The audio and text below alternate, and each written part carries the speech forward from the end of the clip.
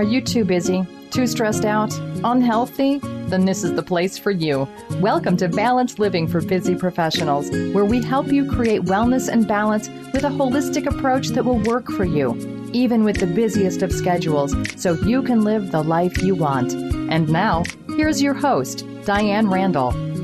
Hello, everyone. Welcome to Balanced Living for Busy Professionals, the show that provides the best inner tools and strategies, helping you break free of habits and patterns keeping you stuck, even with the busiest schedule. Would you believe me if I told you that writing can actually help you increase balance and reduce stress? It really can. I'm always trying to find ways to help you bring more balance into your life. It is my intention to help you do this no matter what else is going on. We live in a fast, frenzied world, and it's just so important to learn different ways to help you bring balance to your life in the moment. In today's episode, I'm talking with Lynda Monk, registered social worker and certified professional life coach. She's here to talk about how expressive writing is a proven way to help busy professionals to increase balance, reduce stress, and prevent burnout. Today, you'll learn the writing and wellness connection while gaining inspiration for growing and caring for yourself in a creative and effective way. Writing can help you check in with yourself in the midst of all challenges in your life. It can help you access great clarity, calm, and perspective. These things will serve your highest sense of well-being, balance, and success. Hi, Lynda. Hi, Diane. Great to be here with you.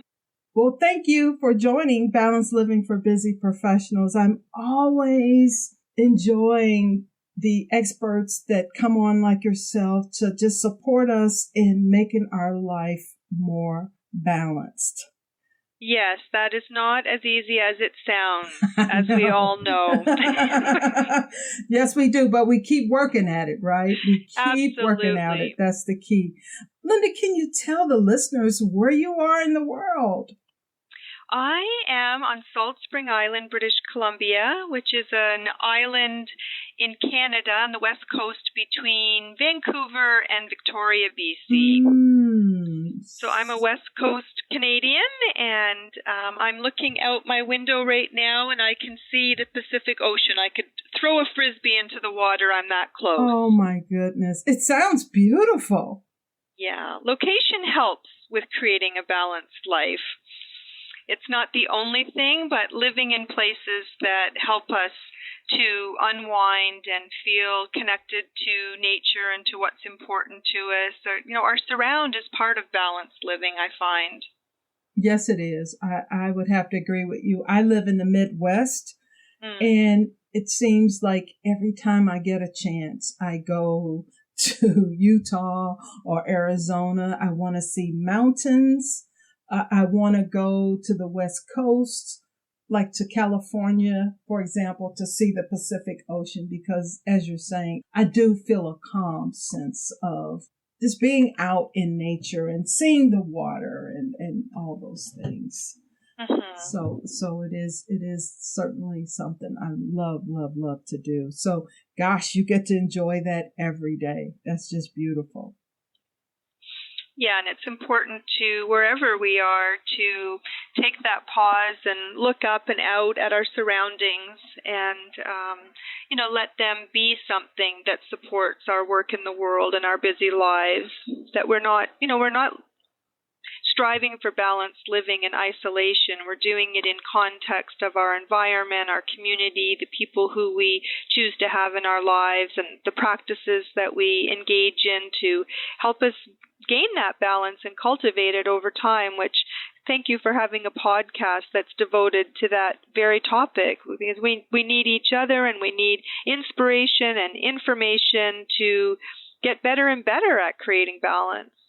Well, I think it's time to rethink all of this balance, this busyness, all this busyness in life. I think it's just time that we rethink it. And I feel that if I'm talking about it every week, then I can attract people who are just interested in making changes to help their lives slow down, where they can focus, where they can make decisions to help support them in their lives, mentally, physically, however, whatever they need in the moment.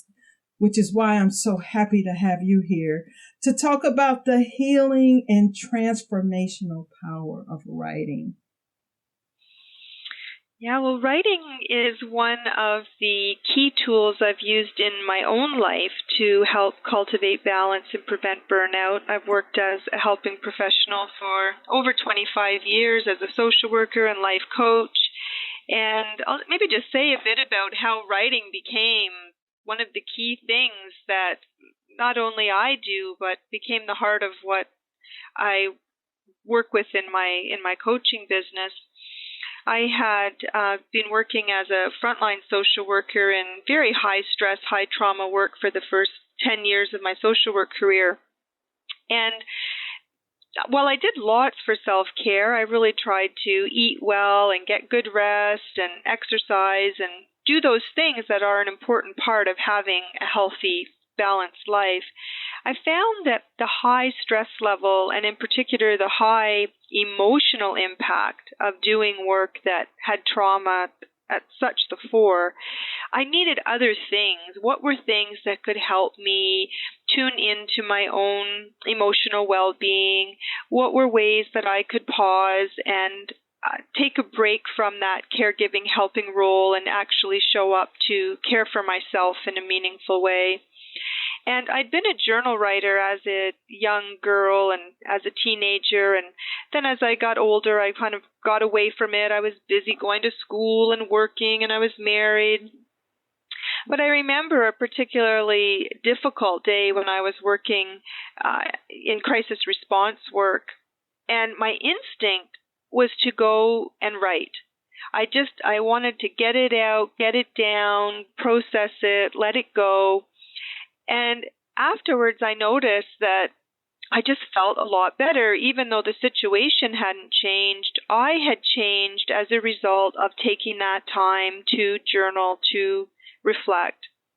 And over time, I started to do more and more of that. And when I did my Master's of Social Work degree, I did it in the area of burnout prevention for helping professionals, social workers, health professionals, and so forth.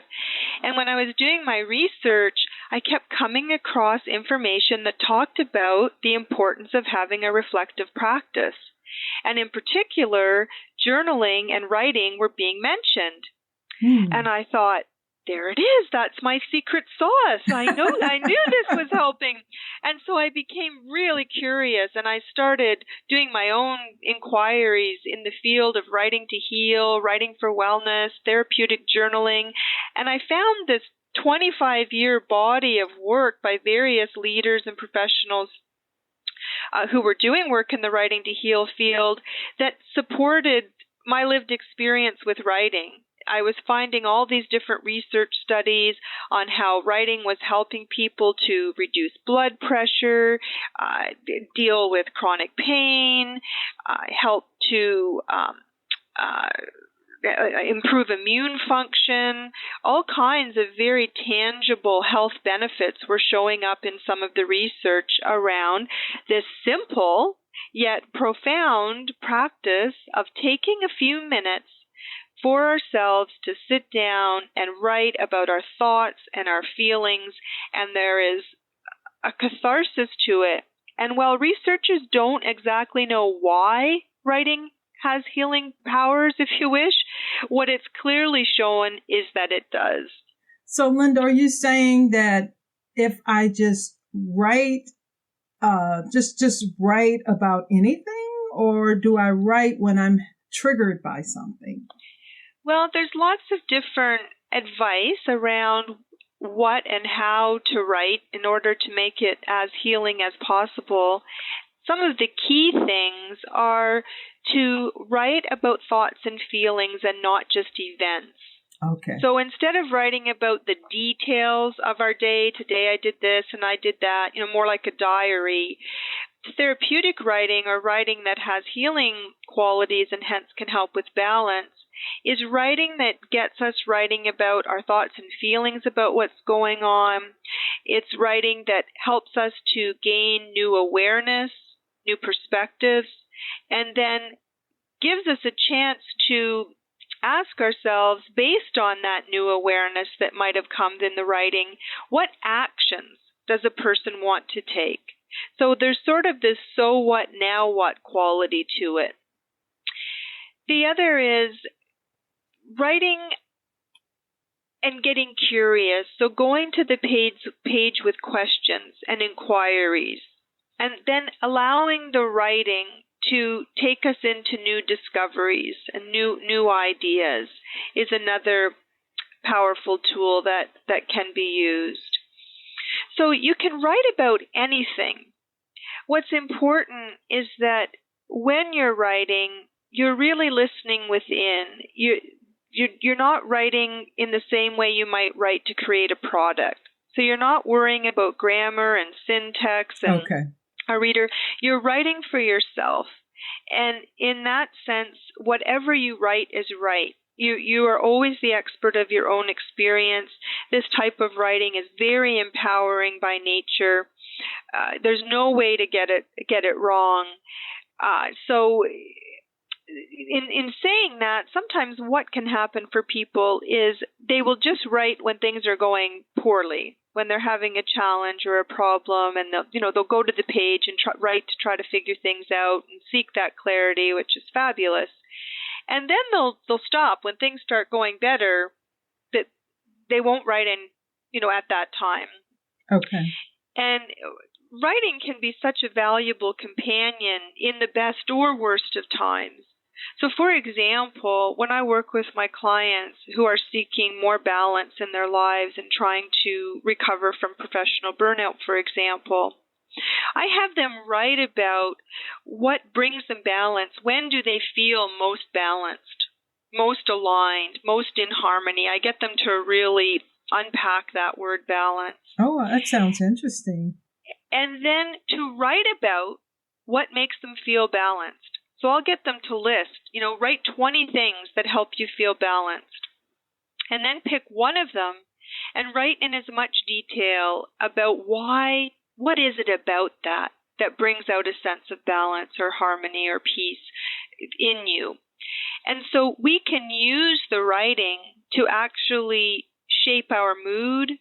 So, for example, if I'm working with a client and they want more joy in their life, I ask them to write about what brings them joy. So we don't just have to write about the negatives or the problems or the stuck places. We can use our reflective writing, our journaling practices, to write about how we want to feel, to write about our dreams, our desires. We can write about a challenge or problem we might be having, and then go to the page to write, what if this was a solution? What if this was an option? What about this? And really treat it as an exploratory process. Okay. So one of the ways that writing can help us prevent burnout is quite often burnout happens to busy professionals because of the level of drive and passion and purpose that a professional's feeling. Yes. Only true. People who are on fire burn out. Right. Only people who have a real sense of purpose and commitment in their work find themselves potentially, dealing with burnout. And burnout doesn't just happen after one bad day or a busy week. It is, by definition, the accumulation of occupational stress over time. And it has 12 distinct phases of onset. And of course, burnout is the opposite to balance. If balanced is a harmonious state, a manageable state, a desirable state, burnout you can picture at the other side of that continuum where a person is feeling depleted, exhausted, disengaged, overwhelmed. And so having a reflective writing practice allows us to keep tuned in. What level of engagement or balance or vibrancy am I in right now? We can ask ourselves those questions and write our responses. So it's a way to temperature take. It's a way to, figure out where we are at on that burnout to balance continuum, if you wish. So there's many different ways writing can be used to help us enhance balance. And one of the key ways is that it keeps us coming home to ourselves. So often, burnout can happen because we stop paying attention to our inner world. We stop paying attention to how we feel, our energy levels, our health, because we're so outward focused on all the doing and all the activity and the busyness that the self and how the self is doing can literally get abandoned or lost in the shuffle. And so writing invites us to come home to ourselves. It invites us to pause, to be present, to listen, to reflect, to put our experiences down in words and story and narrative. And that very process is enriching and enlivening and nourishing. So, Lynda, if I am at work and I'm in the busyness of my day and I start feeling stressed, are you recommending that I just check out and just start writing to support myself in feeling more balanced in that moment? Yeah, in that moment you can pause. You can go to the page and use a prompt such as, right now I'm feeling. And start to write about that stressed feeling. Okay. What does it look like, feel like? What might be causing it? You can ask yourself, what can I do to calm, to soothe myself? How could I feel different? What might that be like? And literally get in a conversation through the writing with how you're feeling in that moment. And that conversation requires that we get present and pay attention. And it's that attention that can be transforming in itself. Because instead of just riding past it and pushing through and working harder and hoping it'll change, we show up with intention and attention and help that shift through the writing and through the listening. And the writing helps me to be present, actually. Absolutely. Okay, got it. Literally, writing is a physical act, and writing begins with the breath. So the moment we pick up the pen, or if we're journaling or writing on our computer, and we bring our attention to ourselves, we are contributing to the conditions which help balance rise up. The moment we pause and say, I'm here, I'm present, I'm writing, in this moment, my pen's going over the paper, we already have helped to engage that part of the central nervous system, the parasympathetic part of the nervous system, which is that relaxation response. And it helps the brain, it helps the body to kick over to a different way of functioning than that sympathetic response, which is that stress response. So there's a lot happening in a psychological way, an emotional way. Neuroscience is also teaching us a lot about what happens in the brain during a stress response. And the writing literally can help the mind and help the body to enter that parasympathetic response. Literally that state of mind, that state of body that serves balance in our body and in our lives. So how long do you recommend that a person writes?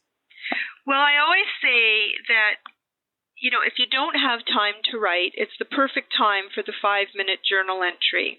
Okay. Because research shows that even a few minutes of writing about your honest thoughts and feelings has healing benefits. So you don't need to write for hours to gain health benefits. In fact, it's one of the few things I feel that we can do for such a brief time and gain so much benefit.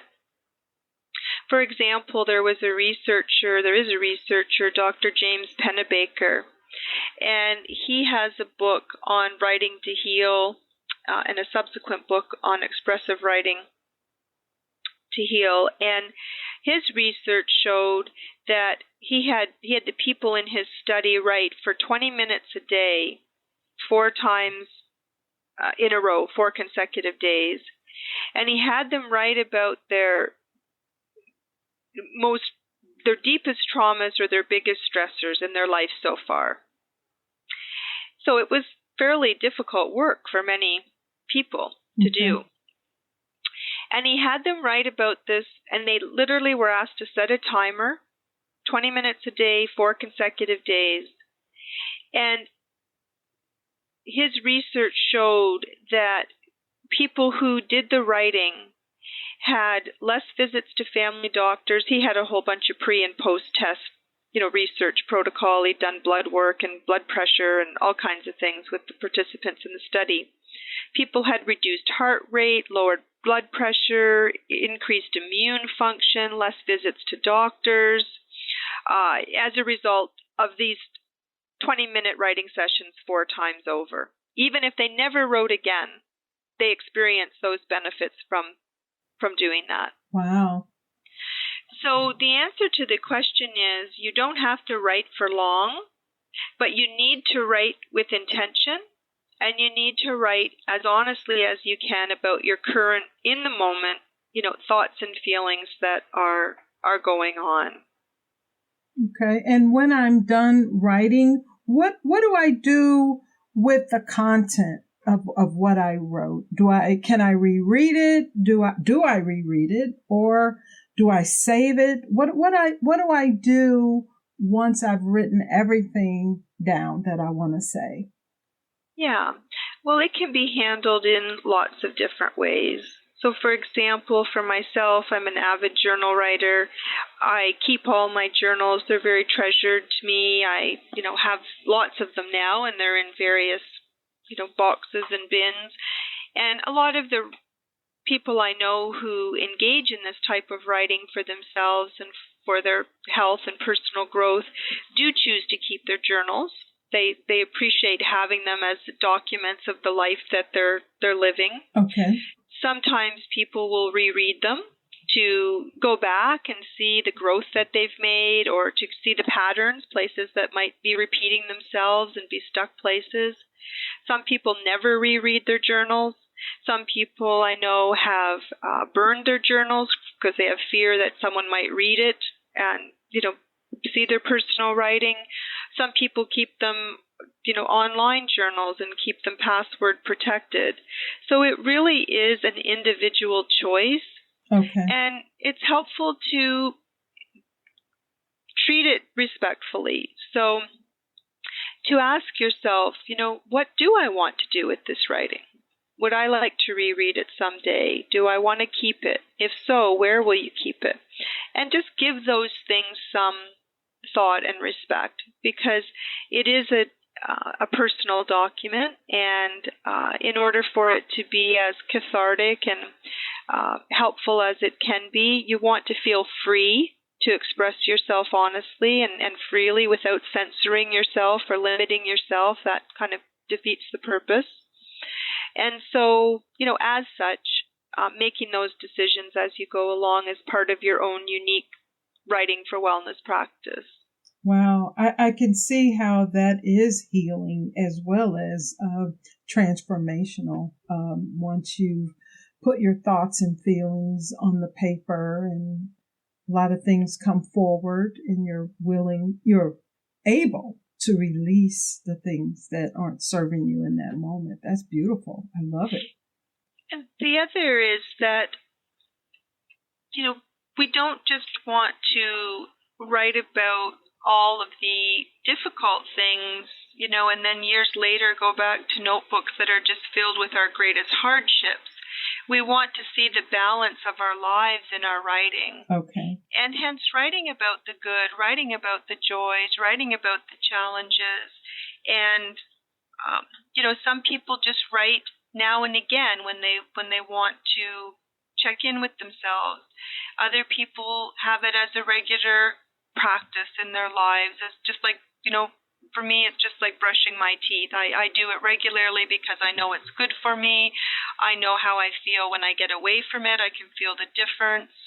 I use my journal to help me grow my business and my career, to make choices, to make life decisions. It's a companion tool that helps with many elements, not just balance, but overall well-being, overall, tending to emotional, physical, psychological, and spiritual well-being. It has holistic benefits. And sometimes people will say, well, I'm just going in circles in my journal. I just write about the same thing. And they may stop finding it helpful because it's not helpful to ruminate. It's not helpful to just, vent and never say, what learning have I had from this? In this writing, what am I noticing? What patterns am I seeing? How am I changing? And that's where the role of curiosity with the writing becomes very valuable in helping the writing become transformative. If it's just a constant dumping, that will get us so far, but it won't get us the distance we want to go when it comes to creating more balance in our lives. In fact, it can make us just feel stuck, right? We could feel like, we're just going round and round and nothing changes. And that's where, the writing starts to serve us by showing those cyclical patterns. And then we can start to make choices. Do I want to keep going in this circle? If not, what am I going to do differently? And start writing about that. Start writing into the solutions and the new way of doing things. So what I hear you saying is we should write just how our life is unfolding, whether it's challenging things happening or whether good things are happening. Is that what you're saying? Yeah. Okay. Yeah. Okay. Oh, that's awesome. Can you tell us about your books? You're an author of a couple of writing books. Is it 2 writing books? Yeah, I co-authored a book called Writing Alone Together, Journaling in a Circle of Women for Creativity, Compassion, and Connection. And that book is part memoir, part how-to, and it was born from the experience of coming together with 2 other women who were also avid journal writers and writers, and we said to each other, what would happen if we journaled together? People love books, they have book clubs, people love knitting, they have knitting clubs. We love journaling. Why don't we have a journaling club? And we thought, okay, well, what would that look like? Because journaling is typically such a solitary act, such a personal practice. And so we just got together and we wrote in our journal. Sometimes we used a prompt. Prompts and exercises are such a wonderful way to help us go to the page because the blank page can feel pretty daunting. Okay. And we might not always know what to write about. So prompts just help us to get started. Okay. And so we would use prompts and we would write. And then we would share our writing with one another. We were always in choice. If we wanted to, we did, or we could share a portion. And we would just offer affirmation. We never critiqued the writing, unlike writing groups where you're there to edit and critique your writing. Because this is our own personal process writing, not product writing, we never critiqued it. And so we got together for 3 hours a month over a 3-year period. Wow. And we kept showing up to it, and we started asking ourselves, what are we getting out of this that has additional value to when we write by ourselves? We must be getting something if we keep coming together. What was that? And we started answering the question, and that became the heart of the book. And we started to see these many benefits. We were gaining in our creativity. We were gaining in that sense of compassion with ourselves and each other. We were gaining confidence and connection. And so that writing alone together is a 4-step practice based on what we were doing together. And so the book includes all the prompts, many of the prompts that we played with when we were together. It includes our writing, the raw journaling that we did, a great deal of it. It includes tips for how to start a group of your own. And it's a beautiful book, and we're excited when we hear from other people and other women who say, we've read your book and we've started our own journaling circle. So for the person that's new to writing, what is a prompt? What do you mean by prompt? A prompt can be anything that helps you get started. So, for example, you can use a quotation and then write, ideas and thoughts and feelings that come to you from that quotation. Okay. You can use a question. You can listen to some music and write from that. Prompts are things that help you go to the page and get you started. So you can, when I do writing workshops, I have a prompt basket. And in it are all kinds of writing prompts, and people pull one and then they do some writing. There are creative prompts. You can use mixed media and painting and collaging and really make your writing practice, take on a whole other art form. Yeah, prompts can be anything you want them to be. They're really just ways in. Well, thank you for that, Lynda. So in closing, what's one more thing you could share with us so that tomorrow, when we wake up and we're in the busyness of our life, if stress is coming on, we're feeling a little burnt out and we want to write, what's the first thing you could tell us to do? Pick up your pen, your paper, take a few deep breaths, invite yourself as fully as you can into the present moment, and begin to write. Right now, I'm feeling is a good prompt, or right now, I am noticing. And you can notice your thoughts. What am I thinking right now? What am I feeling right now? What am I noticing in my body? What am I noticing in my energy? And just start to get curious and let the writing lead the way. Awesome. And I think if it was a morning where you woke up and you felt particularly stressed and busy, you might write about how are you going to stay grounded and calm throughout your day. Wait a minute, we got something. And start, to let the writing give you ideas about how you want to cultivate balance and calm that day. So you might say, how can I increase my sense of calm today? And answer the question in the writing. Wow. You've certainly given us some things that we can start to incorporate into our lives right away to bring more balance and healing through writing. So I want to thank you, Lynda, for being here and talking to the listeners on Balanced Living for Busy Professionals. Well, thank you for having me, and I invite people to just trust themselves, pick up the pen, start writing, and see what wants to come, because balance is always there for us. It's something that inherently exists within us. If we give it a few minutes of time and space, it will show us the way. That's beautiful. And can you tell the listeners about the free gift that you have? I offer a free Writing for Wellness kit to help you get started. It includes 10 healing benefits of writing and lots of inspiration and ideas.